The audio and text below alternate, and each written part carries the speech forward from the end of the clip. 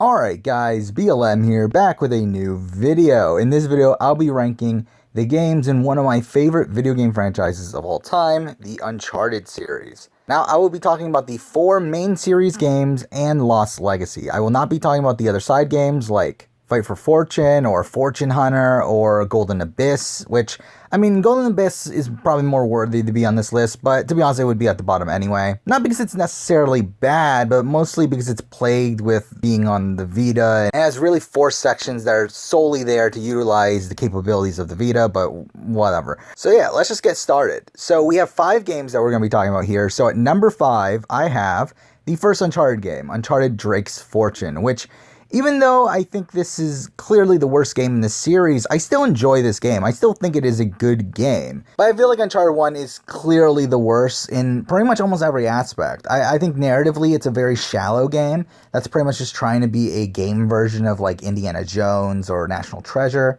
And from a gameplay standpoint, it's a game from 2007. It's very clunky at points. The shooting is off. My least favorite thing about the game is the fact that there's so many shooting sections in the back third of the game. It's pretty much almost non-stop shooting from once you enter the bunker. And there's this one section I always remember, this one section where you meet back up with Sully, and then at that moment there's like a whole bunch of snipers around you and RPGs, and it's really just sucks. It's really like probably my least favorite gameplay section in any of the Uncharted games. I mean, the jet ski stuff sucks as well. I mean, there's not as many platforming or puzzle sections in this game. The games after this find like the right balance of all these different gameplay styles, while this game, it really is completely off, having so many shooting sections. That, and also this game's just simply on a smaller scale. Most of the game takes place just on a single island. Unlike the future games, which navigate more throughout the world, this game just stays in the same spot the entire time. So for all those reasons, I do think this is the worst Uncharted game, even though it's still a decent game at the end of the day. Now for number 4, I have Uncharted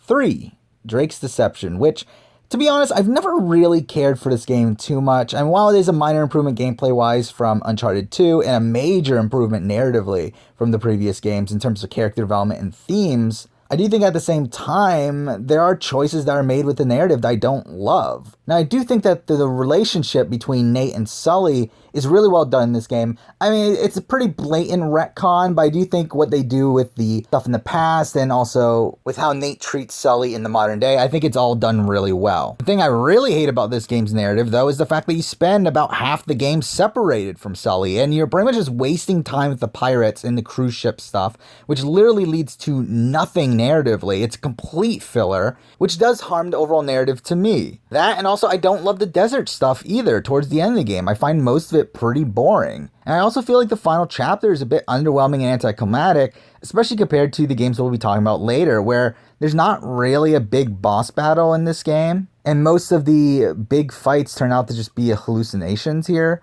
It's really strange. The cruise ship stuff is fantastic from a gameplay perspective, but again, narratively, it's completely thrown in there just for the sake of having a good set piece. And that's something I will give this game credit for. I think this game really improves upon the series in terms of set pieces. There's so many great ones in this game. The cruise ship, the burning building. It also has some great puzzles, has some great platforming. I like Charlie Cutter as a character. I think he's fun in the game. As I said, the dynamic between Nate and Sully is the best it's ever been. Obviously, Chloe and Elena are great in this game as well, though their roles are significantly smaller than the previous games, which is obviously smaller than what I would have liked, but whatever. The game overall, though, is still great, just not as good as the 3 games we'll be talking about later for me. Now at number 3, I have Uncharted The Lost Legacy, which obviously is a standalone expansion for Uncharted 4. It utilizes most of the same gameplay. There are minor improvements, but for the most part it's exactly the same. It has a completely new story starring Chloe Frazer and Nadine Ross instead of Nathan Drake. And while I don't think it's as strong narratively as Uncharted 4, I did love this story. I do think Chloe Frazer is one of my favorite characters in this series. I loved her in Uncharted 2 and 3, and I like Nadine Ross. I mean, she was fine in Uncharted 4. I think she's definitely a lot better in this game. I really like this dynamic between the two in this game, and then also adding in Sam Drake was really fun at the end as well. I don't feel like there's any section in this game that annoyed me. Usually with every Uncharted game, there's usually at least like one section that I find pretty annoying. This game, there really isn't any. And for this game originally being a DLC, this game is massive. I mean, Chapter 4 alone can take hours to finish. I believe the first time I did it, it took me like about 4 hours when you're doing all the side stuff as well. Obviously that stuff is optional, but still it's cool that that's there. That's something I didn't love though, is I don't love the driving sections in this game or Uncharted 4. I think they're pretty clunky, but whatever, they're there. It's not the worst thing in the world though. It's not like unplayable or anything, but it's certainly not my favorite. But overall, I mean, this game has a lot of the positives that Uncharted 4 has in terms of gameplay. It has a good, but not mind-blowingly great narrative. But sadly, because of that, it does make this game less memorable to me than the future 2 games we'll be talking about. So for me, I feel like 3 is a pretty good spot for The Lost Legacy. So now we're down to the top 2, which I think are pretty definitively looked at as the top 2 games in the series. I think the order is obviously up for debate, but for me at number 2, I do have Uncharted 2 Among Thieves. And at the time this came out, this was a masterpiece. I think it's one of the best games ever made. It was one of the most cinematic games ever made at the time. It's a massive improvement over the first game in pretty much every possible way. Gameplay was improved, even though I think in retrospect it's not perfect, but it is improved upon the first game. The addition of more puzzles and platforming created a pretty perfect mix of the different gameplay styles. The set pieces here were phenomenal, especially compared to the first game. I mean, the train sequence alone is one of the best sequences in any game. I think narratively it's fine. I mean, again, it's an improvement upon Uncharted 1. It has fantastic side characters like Chloe and Harry Flynn. I think Lazarevich is a pretty intimidating villain. But at the end of the day, I don't think it really goes beyond the standard action movie sort of plot. But yeah, I mean, Uncharted 2 is fantastic. It's fantastic overall. But I do think the number 1 game in the series for me is nearly perfect. While I do feel like Uncharted 2 has a couple flaws. So for me, this is here at number 2. Now for number 1, which, again, it should be obvious, right? I mean, it's Uncharted 4, A Thief's End, which is one of my all-time favorite games. I mean, it's definitely in my top 10. It's a game that I pretty much have no major flaws with.